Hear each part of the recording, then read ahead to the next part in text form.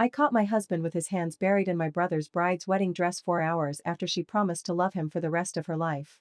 The music was still playing outside in the vineyard courtyard, that expensive, soft jazz people hire when they want a wedding to feel classier than their family really is. Glasses clinked under string lights. My mother was crying happy tears beside the champagne tower. My brother Ethan was somewhere near the dance floor, smiling like the world had finally given him one gentle thing. And I was standing in the doorway of the bridal suite at the Blackwood estate in Napa Valley, watching my husband Mark step back from Vanessa, the woman who had just become my sister-in-law. For 1 second, none of us moved. Vanessa's veil was crooked. Her lipstick was smudged. Her hands shook as she pulled the bodice of her gown back into place, the same lace gown I had helped her choose 3 months earlier while she held my hand and told me, "Claire, I never had a sister. I feel like God gave me one." God had nothing to do with it. Mark's face was not full of guilt. That was the part that changed something inside me forever. He looked irritated, like I had walked in too early, like I had ruined the timing of a plan he had already decided was reasonable. "Claire," he said, lifting both hands. "You need to calm down." I laughed, but it came out broken. "Calm down?" Vanessa started crying. Not the pretty kind she had done during the vows. This was panicked, ugly, trapped crying. "It's not what you think," she whispered.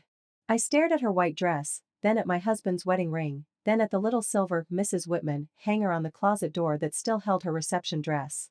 "My husband is in the bridal suite with my brother's wife on her wedding night," I said. "Tell me what part I'm misunderstanding." Mark stepped toward me. "Don't make a scene." That sentence hit me harder than the affair. Not, "I'm sorry." Not, "I hurt you." Not even, "I made a mistake." Don't make a scene. As if the scene was my fault.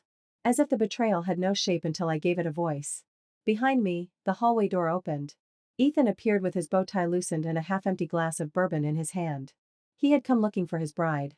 His smile died before he crossed the threshold. He looked at Mark. Then Vanessa. Then me. I watched my little brother understand his new marriage had ended before the cake was cut. "How long?" he asked. His voice was quiet, but I had known Ethan for 29 years. Quiet was dangerous. Vanessa shook her head. "Ethan, please. How long?" Mark looked away. That was the answer. Ethan took one step inside the room. "I stood in front of 180 people today and promised to protect you. You looked me in the eye and said you chose me. Were you thinking about him then?" Vanessa covered her mouth. I remembered everything at once. The calls Mark ended when I walked into our kitchen. The late client dinners that made him come home smelling like vanilla perfume. The sudden interest he took in Ethan's wedding budget, Ethan's guest list, Ethan's honeymoon plans. Vanessa disappearing during family brunches and returning with pink cheeks. The way my best friend Megan had asked me that afternoon, "Is everything okay with Mark?" and I said yes because trusting him felt less humiliating than checking. People began gathering in the hallway. A cousin. One of Ethan's groomsmen. Vanessa's maid of honor. Then more guests holding champagne flutes and phones half hidden against their jackets. "No recording," I said, but my voice was thin. Mark found his confidence again. "Men like him always do when witnesses arrive." "Everyone has had too much to drink," he said, smoothing his jacket. "This is embarrassing, but it's a private misunderstanding." "Private?" I said. "You were whispering about leaving me." His eyes snapped to mine. I kept going because something in me had already burned down. "I heard you tell her you didn't love me anymore. I heard you say after tonight, you could finally start over together." Ethan closed his eyes. Vanessa reached for him. He stepped back like her hand was fire. "You married me so you could get close to my family," he said. "No," she sobbed. "I cared about you. But you loved my sister's husband." The hallway filled with whispers. My mother Diane pushed through the crowd, her silver dress catching on someone's chair. "What happened?" Nobody answered. She saw Vanessa. She saw Mark. She saw my face. My mother grabbed the doorframe like the floor had tilted. Then we heard the sharp sound of metal against glass. Once. Twice. 3 times. Everyone turned toward the courtyard. My father, Richard Whitman, stood beneath the string lights with a champagne flute in one hand and the calmest expression I had ever seen. That was how my father looked when he was angry. Not red-faced. Not loud. Still. Beside him stood our family attorney, Graham Porter, holding a black leather folder. The band stopped playing. The guests fell silent. My father looked directly at Mark. "Ladies and gentlemen," he said, his voice carrying across the courtyard, "I'm going to ask everyone to put down their phones and listen carefully." Mark went pale. My father's eyes moved to Vanessa, then to me, then to my brother. "What happened in that bridal suite is shameful," he said. "But it is not the worst thing that happened tonight." A cold feeling ran through me. Mark whispered, "Richard, don't." And that was when I understood. My father knew something none of us did. My father walked toward the hallway without rushing. He had built Whitman Development from one leased office and a used pickup truck into one of the largest private real estate firms in Northern California. He was not a perfect man. He missed birthdays. He trusted numbers more than feelings. But he loved his children in the old-fashioned, terrifying way of men who would burn a city quietly and legally if someone touched their family. Richard, Mark said, forcing a smile, I respect you, but this is between husbands and wives. My father stopped in front of him. Stealing from my company is not between husbands and wives. The silence that followed felt physical. My mother gasped. I stared at my father. What are you talking about? He looked at me then, and the hardness in his face cracked just enough for me to see grief underneath. I'm sorry, Claire, he said. I should have told you sooner. But I needed proof. Graham opened the black folder. The first page he held up was a photograph of Mark and Vanessa entering the Fairmont in San Francisco 6 weeks earlier. The second was a screenshot of messages. The third was a wire transfer. The fourth was a copy of a vendor invoice from Whitman Development for a company I had never heard of. 3 months ago, my father said, I noticed a payment irregularity in a subcontractor account Mark supervised. At first, I thought it was sloppy accounting. Then I heard him on the phone in my office after hours, talking to Vanessa about leaving after the wedding. I hired a private investigator. Mark's face twisted. You had me followed? My father looked at him like he was a stain on the floor. Yes. Vanessa whispered, this is insane. No, Graham said. What's insane is sending wire instructions from a bridal suite bathroom while 180 guests are eating dinner outside. Ethan turned slowly toward her. What? Vanessa looked down. My father nodded to Graham, who read from the folder. At 7:42 p.m. tonight, Mrs. Vanessa Whitman, formerly Vanessa Reed, sent Mr. Mark Halston a photo containing the temporary access credentials for Mr. Ethan Whitman's personal investment account. Ethan staggered back. That was on my laptop, he said. In my hotel room. Vanessa shook her head. Ethan, I can explain. You took a picture of my passwords during our wedding? Her tears started again. Mark raised his voice. This is harassment. Richard never wanted me in this family. He's been waiting for a reason. My father's expression did not change. I gave you a senior position in my company. I brought you into rooms you had no right to enter. I let you manage accounts because my daughter loved you and I wanted to believe she had chosen well. His voice lowered.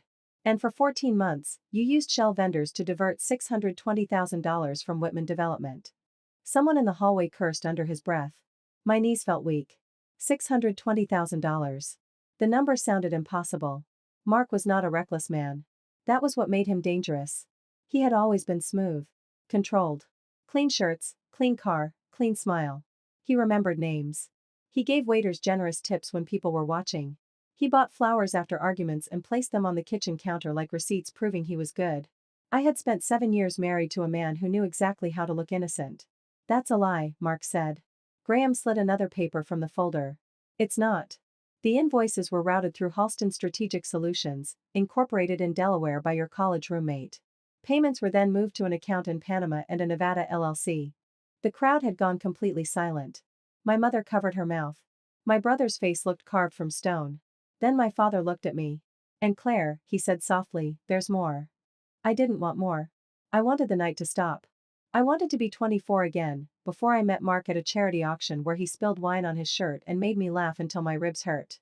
I wanted to go back to our first apartment in Sacramento, when I believed struggling together meant building something real. I wanted the universe to give me one door that did not open into another betrayal. But the universe was not done. My father took a folded document from Graham. Your grandmother left you a trust. You were supposed to receive access when you turned 33. I blinked. What trust? My mother wanted you to have your own money outside the family company. She knew you were creative. She wanted you to have freedom. He swallowed. The paperwork was sent to your house twice. You never responded. I looked at Mark. His eyes slid away. No, I whispered. Graham's voice was careful now, almost gentle. Mr. Halston intercepted the correspondence. He then used a forged signature to request a preliminary distribution. $180,000 was moved before the trustee flagged the account. I could hear blood in my ears. My husband had stolen money from my father's company. He had helped my brother's bride steal access to my brother's accounts on his wedding night. And he had stolen an inheritance from a grandmother who used to hide peppermint candy in her coat pockets for me. Claire, Mark said, stepping closer. Your father is trying to control you. He always has. Ethan moved in front of me. Take one more step toward my sister and I swear to God, security appeared then. Two men in black suits who had been pretending to be part of the venue staff. Mark glanced toward the parking lot. My father noticed. You won't make it to the car, he said. Vanessa's head jerked up. The car. My father turned to the crowd. For anyone wondering why this is happening publicly, I apologize. But there are circumstances that required law enforcement to act tonight. The courtyard gates opened. Two Napa County Sheriff's deputies walked in. Then another two men in plain suits. Mark's confidence finally cracked. This is ridiculous, he said, but his voice was thin. One of the deputies approached. Mark David Halston, you're under arrest on suspicion of fraud, forgery, identity theft, and embezzlement. The sound Vanessa made was not a sob. It was more like air leaving a balloon. Mark? He looked at her with pure anger, not love. Shut up. That one sentence told Ethan everything he still needed to know. The deputy turned Mark around and cuffed him. He fought just enough to look pathetic, not enough to get hurt. Claire, he yelled. Tell them this is a family matter. Tell them I'm your husband. I looked at the man I had chosen, defended, excused, loved, and rearranged myself around. You were my husband, I said. The words were small, but they cut him. They led him past the wedding arch, past the champagne tower, past the table where little cards still said, Mark and Claire Halston, because Vanessa had insisted couples sit together. Guests moved aside like he carried disease. Vanessa tried to stand, but her knees gave out. Her maid of honor reached for her. Ethan shook his head. Don't, he said. Let her sit with what she did. My father placed one hand on my shoulder and one on Ethan's.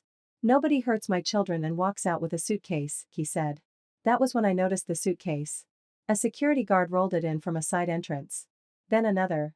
Two black hardshell suitcases with airline tags. Graham spoke again. Mr. Halston and Mrs. Whitman had flights booked to Lisbon tonight under separate reservations. A car was scheduled to take them from the venue to San Francisco International at 10:15 p.m. Ethan stared at Vanessa. Our honeymoon flight was Monday, he said. Vanessa's lips trembled. I panicked. You packed a suitcase before our first dance. She had no answer. My brother's face changed then.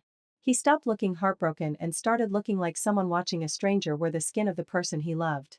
Mark was halfway to the courtyard exit when Graham said, Richard, there's one more matter. My father's hand tightened on my shoulder. No, my mother whispered. I looked at her. She knew too. Dad?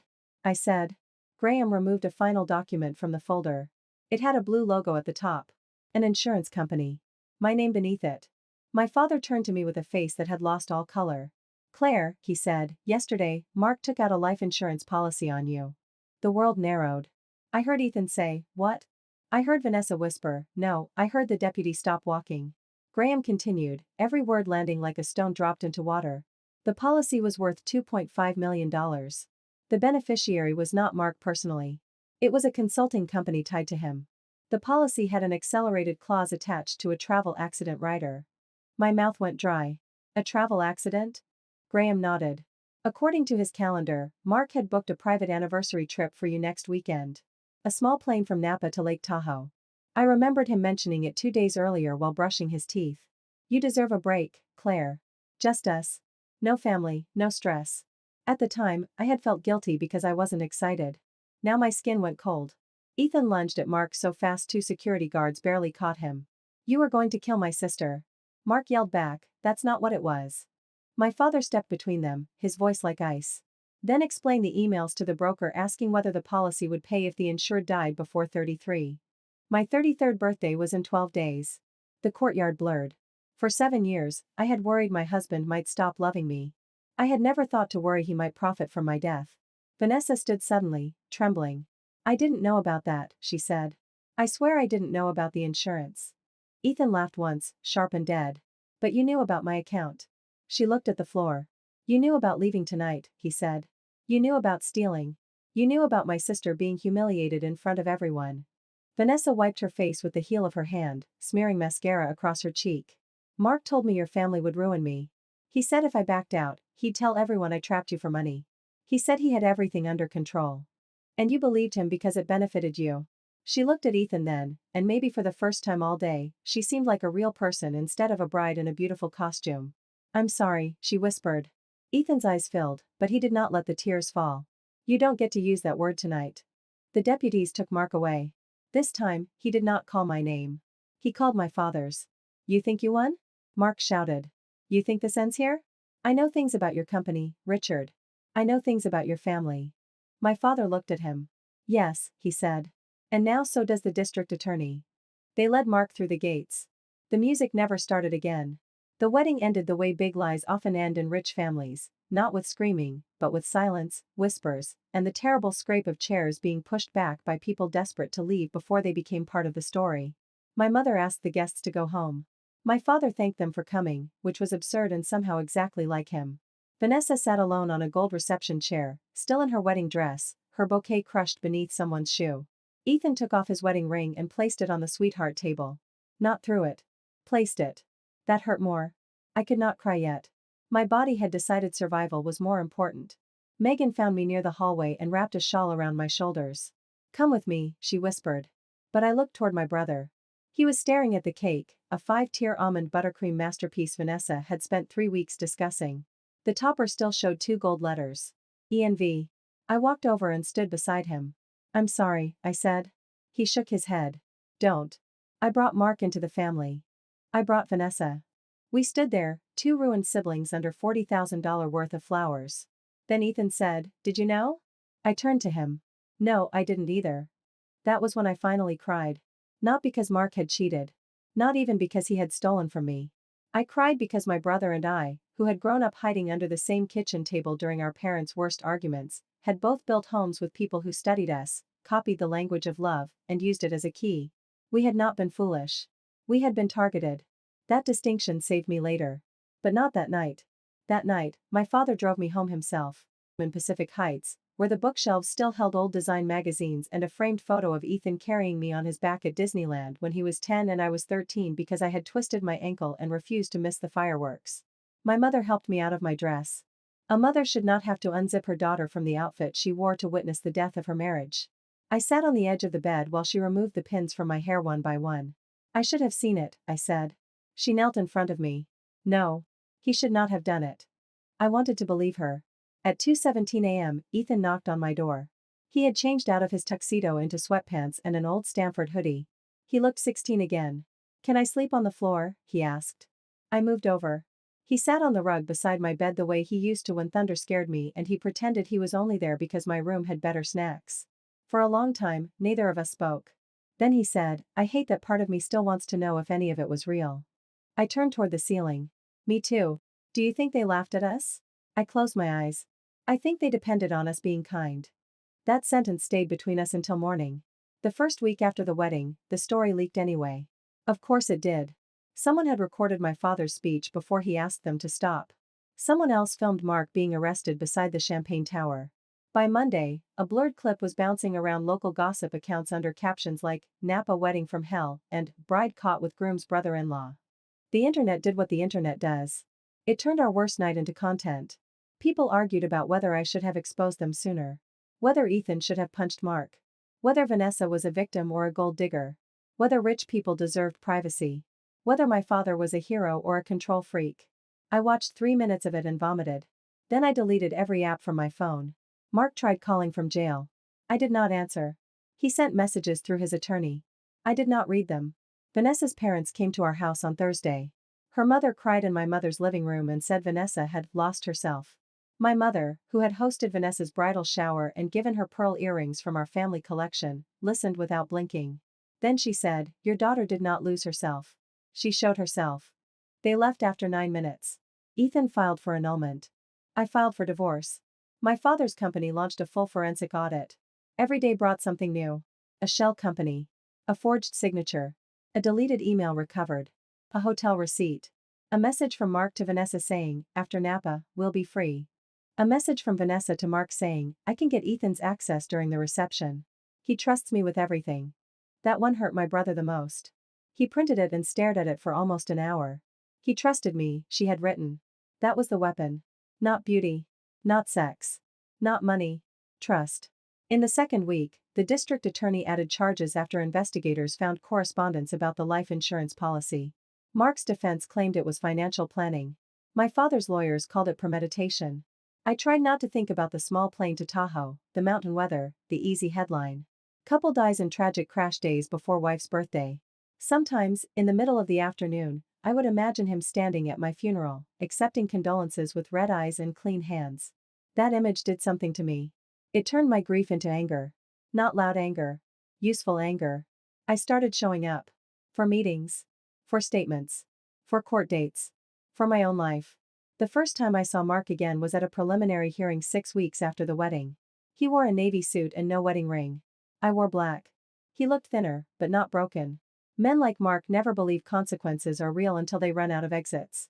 When our eyes met across the courtroom, he gave me the smallest smile. The old smile. The one that used to melt me after every fight. The one that said, "We both know you'll forgive me."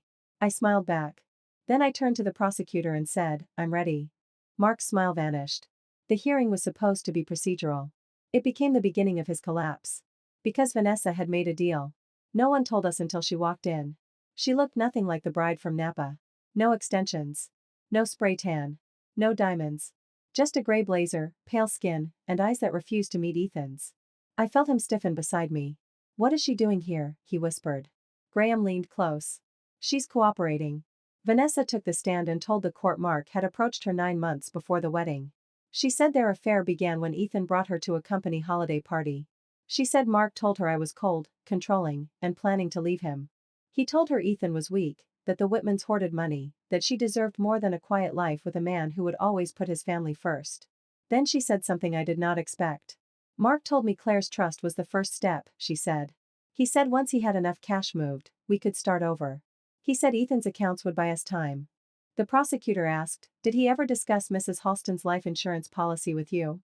Vanessa swallowed. "Not directly." "Indirectly?" She began to cry. "He said Claire was becoming a problem. He said if she found out before her birthday, everything would fall apart. He said sometimes people get lucky when tragedy looks natural." The courtroom went silent. My mother grabbed my hand so hard it hurt. Mark jumped up. "She's lying." His attorney pulled him down. Vanessa finally looked at me. "I didn't know if he was serious," she said. "I told myself he was just angry. I told myself a lot of things because I wanted the money and I wanted him to choose me. I did not forgive her. But I believed that part." The hearing ended with Mark's bail denied. As deputies let him out, he turned toward me.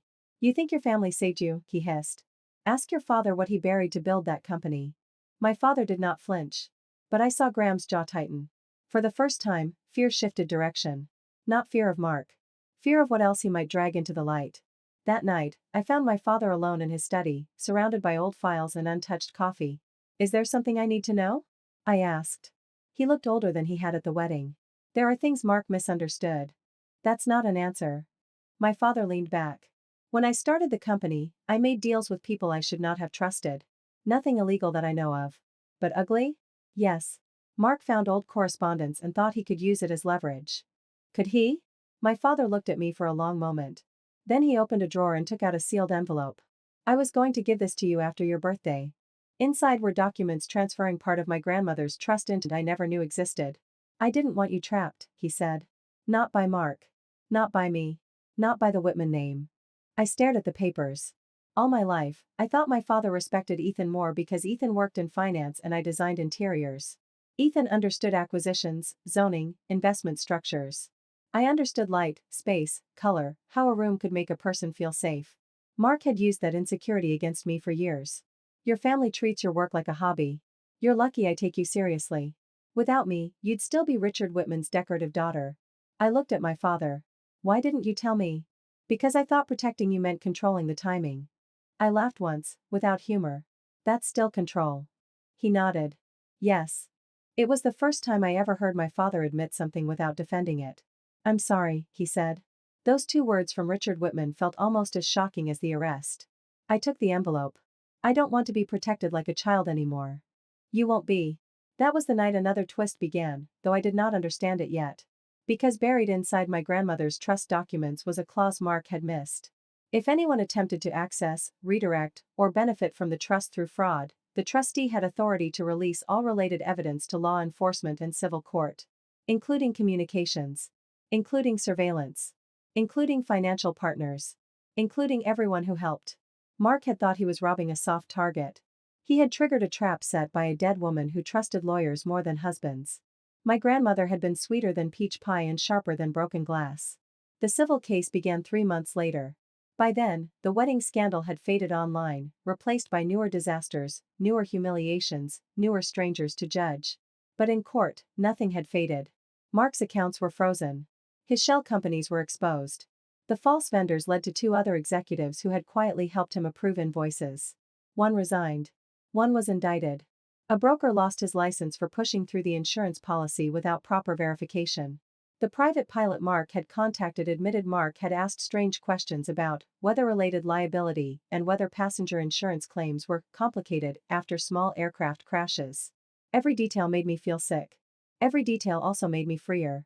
At our divorce mediation, Mark tried one last performance. He appeared on a video screen from county jail, wearing an orange jumpsuit and the expression of a misunderstood husband. "Claire," he said, "I know I hurt you. But your father poisoned everything. We were unhappy. You know we were." I leaned toward the microphone. "We were unhappy because you were stealing from me." His face tightened. "You were never there emotionally.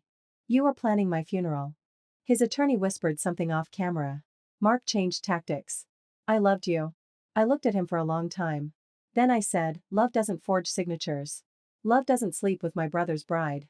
Love doesn't buy a policy and shop for tragedy." He looked away first. The mediator cleared his throat.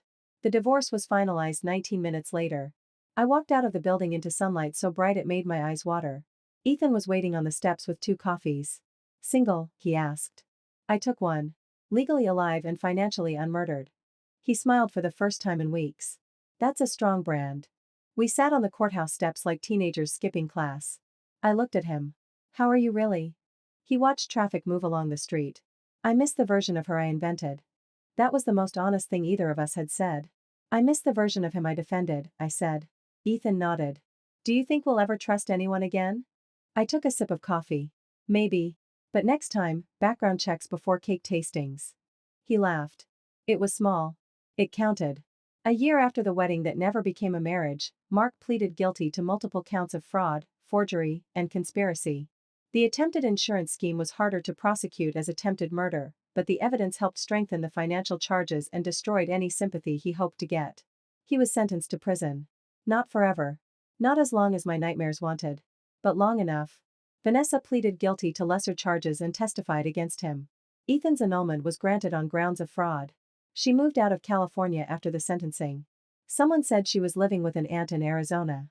Someone else said she was trying to become a real estate agent. I did not care.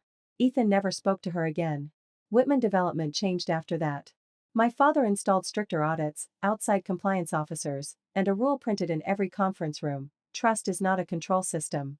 Employees joked about it until they realized he was not joking. I changed too. I reopened my design studio under my maiden name, Claire Whitman Interiors, and for the first time I stopped apologizing for charging what my work was worth. My grandmother's trust gave me stability, but anger gave me courage. I hired 3 people. I fired 2 clients who treated my time like decoration. I turned down a project connected to one of Mark's former friends and slept better than I had in years. Healing was not cinematic. There were no perfect mornings where I woke up and no longer cared. Healing was sitting in therapy every Tuesday and saying embarrassing things out loud. It was sleeping with lights on. It was flinching when unknown numbers called. It was finding Mark's old sweatshirt in the back of a closet and crying for 11 minutes before throwing it in a trash bag. It was realizing I did not miss him as much as I missed the woman I had been before I knew what he was. My therapist, Dr. Avery, said something I wrote down and taped inside my desk drawer. "Do not confuse being deceived with being defective." I read that sentence every morning for 6 months. On the 2nd anniversary of the Napa wedding, Ethan called me. "I want to go back," he said. I almost hung up. "To Blackwood Estate?" "No. God, no. I'd rather eat glass." "Then where?" "Napa. Just Napa. Somewhere small. Mom and Dad too. I don't want that place to own the whole valley in my head." I understood exactly what he meant. Trauma is greedy. It tries to claim entire cities, songs, smells, seasons. One terrible night can make string lights feel threatening and champagne taste like shame. So we went back. Not to the estate. We rented a small house outside St. Helena with a porch, a view of the hills, and a kitchen too tiny for my mother's opinions. My mother made pancakes the first morning because she said grief needed carbohydrates. My father brought bakery croissants even though my mother accused him of undermining breakfast. Ethan wore sweatpants and burned bacon. I set flowers on the table because beautiful things were still allowed. For 2 days, we did nothing dramatic. We walked through a farmer's market. We played cards badly. We drank coffee on the porch while fog moved over the vines. My father asked about my clients and actually listened.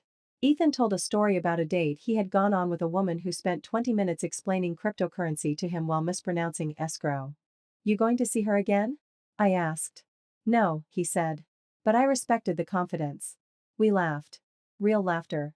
The kind that surprises you with how normal it sounds. On the last night, we built a fire in the outdoor pit. The air smelled like oak smoke and late summer dust. My mother wrapped herself in a blanket. My father poured coffee into 4 mugs because none of us wanted wine. He lifted his mug. To my children, he said. Not because no one broke them. Because no one got to keep the pieces. My throat tightened. Ethan tapped his mug against mine. To prenups, passwords, and never trusting anyone who wants a destination wedding too badly. My mother said, Ethan. What? It's growth. We laughed again. Later, I walked alone down the gravel path behind the house. There was a narrow irrigation pond at the edge of the property, still and dark under the moon. In my coat pocket was my wedding ring. I had carried it for months. Not because I loved Mark. Because some part of me believed that throwing it away meant admitting the marriage had never been what I thought it was. But that was not true. My love had been real. His lies did not erase my honesty. They only exposed his. I held the ring in my palm. It looked small. Ordinary. Almost harmless. For 7 years, that circle had meant commitment. Then it meant humiliation. Then evidence. Then grief. Now it was just metal. I whispered, you don't get any more of me. Then I threw it into the pond. There was no music. No perfect splash. No movie ending. Just a tiny sound in the dark and my own breath coming easier. When I turned around, Ethan was standing a few yards behind me. I wasn't spying, he said. I was emotionally supervising. I wiped my face. You're annoying. Alive, though. Yes, I said. We are. He walked beside me back toward the house. Do you think Dad knew we'd be okay? He asked. I looked through the window at my parents in the kitchen, my mother scolding my father for using the wrong towel, my father pretending not to enjoy it. No, I said. I think he was scared too. Ethan nodded. That helps. The next morning, before we left, my father handed me a small velvet box. I froze. Absolutely not, I said. He held up a hand. Not a ring. Inside was my grandmother's old gold bracelet. Thin, elegant, with a tiny engraved clasp. She wanted you to have it, he said. I waited too long to give you many things. I'm trying not to do that anymore. I touched the bracelet. On the inside, almost too small to read, were 3 engraved words. Stand up straight. I laughed through tears. That sounds like her. She said it to me every time I felt sorry for myself, my father said. I let him fasten it around my wrist. It did not feel like a chain. It felt like an inheritance that had nothing to do with money. On the drive home, I watched Napa disappear behind us. For the first time, the vineyards did not look like the place where my life ended. They looked like hills. Rose. Sunlight. Land that had existed before my humiliation and would exist after my healing. That was the thing about surviving a public betrayal. At first, you think the shame belongs to you because everyone saw your pain. But shame belongs to the people who caused it. Not the person standing in the doorway telling the truth. Mark lost his freedom, his money, his reputation, and the mask he wore so well. Vanessa lost the last name she tried to use as a ladder. My family lost a wedding, 2 marriages, and the comfort of believing love could be trusted without evidence. But we gained the truth. And the truth, even when it arrives dressed as disaster, cleans the room. Today, I am 35. I still design homes for people who want beauty without pretending their lives are perfect. Ethan is dating someone kind and slow-moving, a pediatric nurse who met my father and asked him, "Are you always this intense?" which made her an instant family favorite. My mother still cries at weddings, though now she sits near the exits. My father still checks every document twice, but he asks before stepping into my battles. As for me, I do not know if I will ever marry again. Maybe I will. Maybe I will not.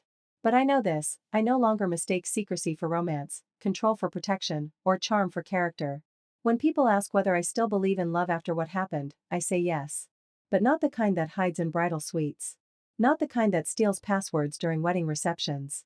Not the kind that smiles for family photos while planning an escape route. I believe in the love that stands in a hallway beside you when your world collapses. I believe in the love that tells the truth even when the truth is ugly. I believe in the love that puts a hand on your shoulder and says, "Nobody hurts my children," and walks out with a suitcase.